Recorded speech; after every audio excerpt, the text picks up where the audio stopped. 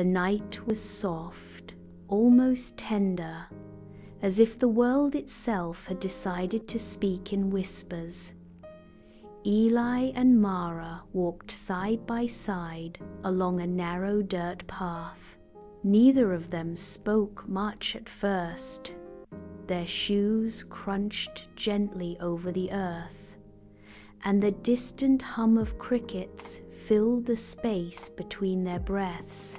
They had been friends for years, long enough that silence felt as comfortable as conversation. Tonight was different, though. It had been a long week for both of them. Too many deadlines, too many rushed meals, too many moments where the day had stolen more than it gave. Eli had suggested the pond. "It's better at night," he'd said earlier that evening. "Quieter. The moon makes it feel like the world's still got a little magic left."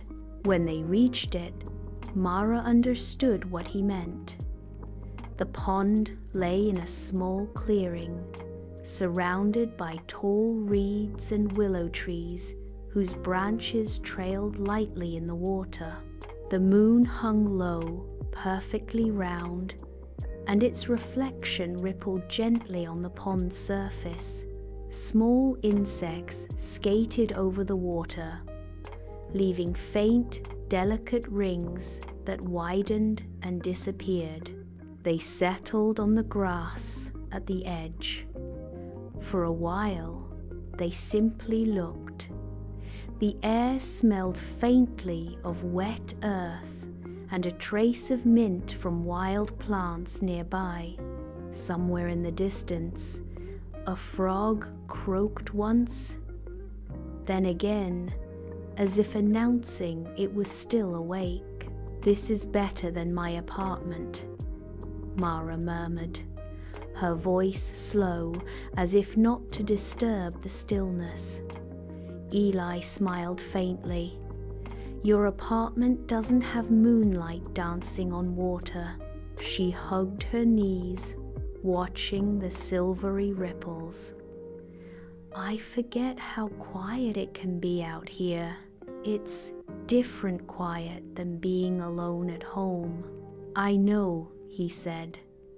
"At home, the quiet has sharp edges. Here, it's softer." They listened again, letting the sound of the water and the faint night breeze shape the moment. The pond seemed to breathe with them, steady and unhurried. After some time, Eli picked up a small pebble and tossed it gently into the water. The splash was small, almost shy, and the ripples moved outward in perfect circles until they melted into the moon's reflection. "When I was a kid," he said, "I used to think each ripple was a wish heading out into the world." Mara smiled, her eyes following the fading circles. "Did any come true?" He thought for a moment. "I think so. Not always the way I imagined. Sometimes in better ways." She nodded. "I like that." The wind shifted, carrying a cool breath across the pond. The surface shimmered, and the moon's reflection stretched and broke into 1,000 pieces before settling back into one whole shape. Mara watched it, thinking of the way days and weeks broke her apart, and how moments like this seemed to gather her back together. "I wish I could come here every night," she said. "You could," Eli replied.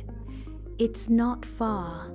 We just forget places like this exist until we really need them."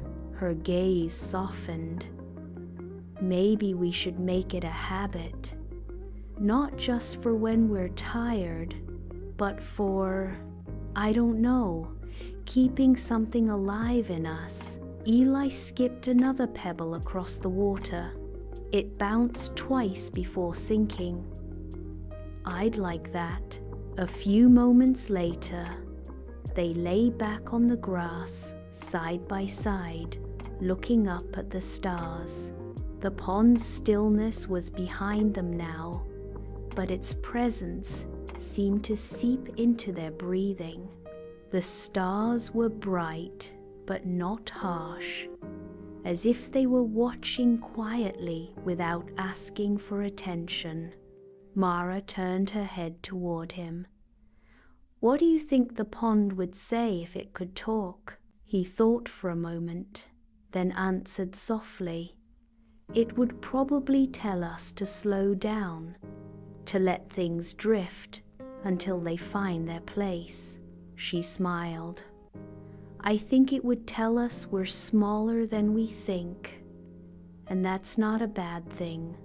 The night grew cooler, and the breeze brushed through the reeds with a sound like the pages of an old book turning.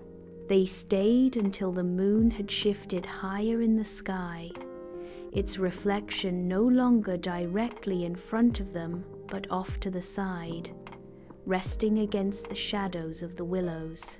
Eventually, they stood and began the slow walk back. The path looked different in the moonlight, softer, as if it had been made for people who didn't need to rush. Neither of them spoke on the way home. They didn't need to. The pond had spoken enough for the night, not in words, but in the way it had loosened something in their chests and left them feeling lighter. And as the crickets sang and the wind moved gently through the leaves, it was easy to believe that the pond's quiet would stay with them for a long time. Please subscribe and tap the bell so you don't miss more amazing stories like this.